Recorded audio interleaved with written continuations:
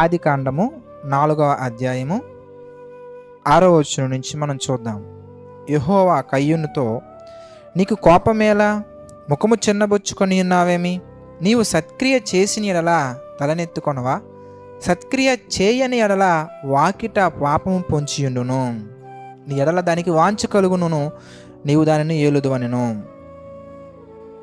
ప్రియులారా, దేవుని యొక్క వాక్యము ఈరోజు మనతో స్పష్టంగా మాట్లాడుతుంది. మన జీవితాలలో మనం తల ఎత్తుకొని బ్రతకాలంటే ప్రార్థనలో కంటిన్యూటీ ఉంటే సరిపోదు, బైబిల్ రీడింగ్లో కంటిన్యూటీ ఉంటే సరిపోదు, మందిరానికి రెగ్యులర్గా వెళ్తే సరిపోదు. అవి చేస్తూ మన జీవితంలో ఉండవలసినటువంటి మరొక ప్రాముఖ్యమైనటువంటి సంఘటన, ప్రాముఖ్యమైనటువంటి విషయం ఏంటంటే ప్రియులారా, సత్క్రియ మనం చేయగలగాలి. ఎప్పుడైతే మనం అవమానానికి గురవుతామో తెలుసా? మన జీవితాలలో ఎప్పుడు మనం అవమానానికి గురవ్వాల్సి వస్తుంది, ఎప్పుడు తల దించుకునే పరిస్థితులు మన జీవితంలో వస్తాయంటే ప్రియులారా, సత్క్రియ చేయని ఎడలా, సత్క్రియ చేసిన ఎడల తల ఎత్తుకొనవా అంటే మనం ఎప్పుడైతే సత్క్రియలు మనం చేస్తామో అప్పుడు మనం తల ఎత్తుకొని ఉండగలం. సత్క్రియ చేయకపోతే తలదించుకోవాల్సిన పరిస్థితులు అనేవి వస్తూ ఉంటాయి. ఇక్కడ కయ్యూను గారి జీవితం మనం ఆలోచించినట్టయితే, my dear brothers and sisters, దేవుని యొక్క సన్నిధుల నుంచి దూరంగా వెళ్ళిపోవాల్సిన అవసరం వచ్చింది. అలాగే అతనికంటూ ఒక ప్రత్యేకతను కోల్పోవటం జరిగింది. దేవునికి అతని పట్ల ఉన్న ప్రణాళిక విషయంలో అతను ఫెయిల్ అయ్యారు. కనుక ఎప్పుడు కూడా మన జీవితంలో అది ఎగ్జామ్స్ అవ్వచ్చు, లేదంటే మ్యారేజ్ అవ్వచ్చు, లేదంటే చిల్డ్రన్ అవ్వచ్చు, లేదంటే ఏదైనా కానివ్వండి, సమాజంలో మనం తల ఎత్తుకోలేని పరిస్థితుల్లో ఎప్పుడు ఉంటామంటే సత్క్రియలు చేయకపోతేనే ఉండే అవకాశాలు ఉంటాయి. కనుక సత్క్రియలు చేయగలగాలి. బ్రదర్, అంతా బాగానే ఉందండి, సత్క్రియలు అంటే ఏంటి బ్రదర్? ఇంతకు నేను సత్క్రియలు చేస్తున్నానా లేదా అనే విషయాలు నాకు ఎలా తెలుస్తాయి బ్రదర్ అంటే చాలా సింపుల్ అండి.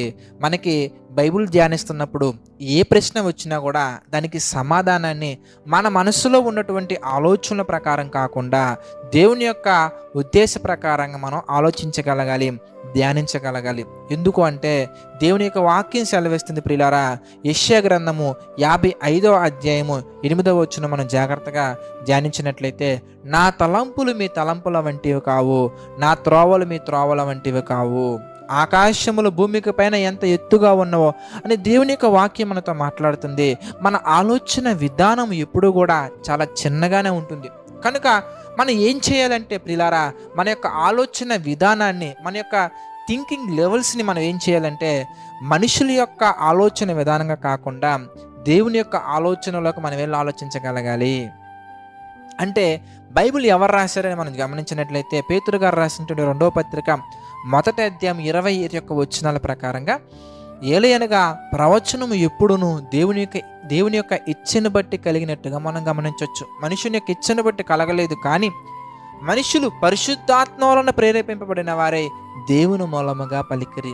అనగా దేవుని యొక్క వాక్యం అనేది, ఇదిగో మన కళ్ళ ముందు ఈ మాటలు అనేవి, బైబిల్ అనేది మనుషుల యొక్క కోరికలు బట్టి రాలేదు. మనం చదువుకునే ప్రతి మాట కూడా అది దేవుని యొక్క ఉద్దేశాల్లో నుంచి వచ్చింది. కనుక దేవుని యొక్క ఉద్దేశాలు మనం చదువుకుంటున్నప్పుడు ఒక ప్రశ్న వచ్చింది, అదేంటంటే సత్క్రియ అంటే ఏంటి? అప్పుడు సమాధానం కూడా మనం ఏం చేయాలంటే దేవుని యొక్క ఉద్దేశాల ప్రకారంగానే మనం చూడగలగాలి. అంటే బైబిల్లోనే మనం చూడగలగాలి. మరి బైబిల్లో మనం చాలా జాగ్రత్తగా ధ్యానించినట్లయితే సత్యము అంటే ఏంటి అని మనం గమనించినట్లయితే, యోహాను సువార్త మనం చూద్దామండి. 17వ అధ్యాయము 17వ వచనం మనం జాగ్రత్తగా గమనించినట్లయితే, సత్యమందు వారిని ప్రతిష్ఠిత చేయము, నీ వాక్యమే సత్యము. కనుక దేవుని యొక్క వాక్యమే సత్యము.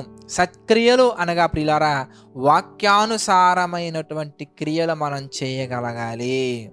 అంటే మన దైనందిన జీవితం ఎలా ఉందో ఒకసారి మనం జ్ఞాపకం చేసుకుందాం ప్రియులారా. కీర్తనల గ్రంథం 1వ అధ్యాయం మనందరికీ తెలుసు. దుష్టుల ఆలోచన చొప్పున నడవక, పాపుల మార్గమును నిలువక, అపహాసకులు కూర్చున్న చోటున కూర్చుండక, దేవుని యొక్క వాక్యాన్ని దీవారాత్రము ధ్యానించాలి. ఒక సత్క్రియ. ఆ సత్క్రియకు అనుగుణంగా మనం నడుచుకుంటున్నామా ఒకసారి ఆలోచించండి. మన దైనందిన జీవితంలో దుష్టుల ఆలోచన చొప్పున నడుచుకుంటున్నామా లేదా? పాపులు వెళ్ళే మార్గంలో వెళ్తున్నామా లేదా? అంటే వాళ్ళు వెళ్ళిన రోడ్లో ప్రయాణం చేయకూడదని కాదండి దాని అర్థం. వాళ్ళు ఏ యొక్క మార్గాన్ని చూస్ చేసుకుంటున్నారు లైఫ్లో సక్సెస్ అవడానికి, వారొక మార్గాన్ని చూస్ చేసుకుంటారు. ఆ మార్గంలో నువ్వు వెళ్తున్నావా? ఎగ్జామ్ పాస్ అవడానికి కొంతమంది కాపీ కొట్టడం చూస్ చేసుకుంటారండి. నువ్వు అదే మార్గం చూస్ చేసుకుంటున్నావా? ఆలోచించండి. ఎగ్జామ్స్ టైంలో చదువుకోకుండా మూవీస్ చూస్తూ ఉంటారు, అది పాపుల మార్గం. నువ్వు ఆ మార్గంలో వెళ్తున్నావా? ఎగ్జామ్స్ టైంలో టైం వేస్ట్ చేయటం, ఎగ్జామ్స్ టైంలో గేమ్స్, ఎగ్జామ్స్ టైంలో మనం ఏం చేస్తున్నాం? అలాగే కెరీర్లో మనం ముందుకెళ్ళాలంటే టైంని పర్ఫెక్ట్గా మనం యూజ్ చేయగలగాలి. దేవుని యొక్క వాక్యం సెలవిస్తుంది, కాలాన్ని సద్వినియోగం చేసుకోవాలి. కాలము పోనీయక, సమయమును పోనీయక, అజ్ఞానుల వలె కాకుండా జ్ఞానుల వలె సద్వినియోగం చేసుకోవాలి. మరి సమయాన్ని మనం ప్రాపర్గా సద్వినియోగం చేసుకుంటున్నాం లేదా? పర్ఫెక్ట్గా మన సమయాన్ని యూటిలైజ్ చేసుకుంటున్నాం లేదా? ఇవన్నీ సత్క్రియలండి. మన జీవితం ఎలా ఉండాలి, సమయాన్ని ఎలా ఖర్చు పెట్టాలి, మనం ఎలా ఒక డెసిషన్ తీసుకోవాలి, ఎలా మన లైఫ్కి ఒక ప్లాన్ వేసుకోవాలి, ఇవన్నీ కూడా బైబిల్లో దేవుడు తెలియచేశారు. అంటే వాక్యంలో మనకు కనబడతా ఉంటాయి. అంటే వాటి ప్రకారంగా కనుక మన జీవితాన్ని మనం డిజైన్ చేసుకొని వాటి ప్రకారంగా మనం వెళ్ళగలిగినట్లయితే కనుక ప్రియులారా, మన తల ఎత్తుకొని మనం ఉండగలిగేలాగా దేవుడు మనల్ని చేస్తారు. నాకు ఒక కొటేషన్ ఈ మధ్యకాలంలో బాగా నచ్చిందండి. తల దించి బైబిల్ని చదివితే దేవుడు మన తల ఎత్తుకునేలా చేస్తారు. అయితే ఆ కొటేషన్లో చిన్న మార్పు చేస్తే ఇంకా బాగుంటుంది. తల దించి బైబిల్ని తల వంచి బైబిల్ని అంగీకరించి ఆయన యొక్క ఆలోచనకు లోబడి నీ ప్రవర్తన అంతటి మీద ఆయనకు అధికారాన్ని ఇచ్చి కనుక మనం వెళ్ళగలిగితే తల ఎత్తుకునే స్థితిలో నేను ఉంచుతాడు. ఎప్పటి వరకయ్యా అంటే మనం మరణించినా కూడా మన గురించే ప్రతి ఒక్కరూ మాట్లాడుకునేంత గొప్ప స్థాయిలో దేవుడు హెచ్చిస్తారు. ఒక దావీదు గారి గురించి మనం గమనించినట్లయితే ఆయన మరణించి ఎన్నో తరాలు దాటిపోయింది, ఇప్పటికీ మనం మాట్లాడుకుంటున్నాం. ఒక మోషే గారి గురించి మనం ఆలోచించినట్లయితే ఆయన మరణించి ఎన్నో తరాలు దాటిపోయింది, ఇప్పటికీ మనం మాట్లాడుకుంటున్నాం. యేసుక్రీస్తు వారు మరణించి సమాధి చేయబడి తిరిగి లేచి పరలోకానికి చేరుకొని ఎన్నో సంవత్సరాల తరాలు దాటిపోయింది, ఇప్పటికీ మనం మాట్లాడుకుంటున్నాం. అంటే దాని అర్థం దేవుని యొక్క చిత్తానికి లోబడి మన ప్రవర్తన అంతటి మీద దేవుని యొక్క చిత్తానికి అధికారాన్ని ఇచ్చి మనం సత్క్రియలు చేయగలిగితే దేవుడు మనల్ని తల ఎత్తుకునే స్థితిలోనే ఉంచుతారు. కనుక ప్రతి ఒక్కరు కూడా అలాంటి స్థితిలో ఉండాలని మనస్ఫూర్తిగా కోరుకుంటున్నాను. ప్రార్థన చేసుకుందాం. ప్రార్థన.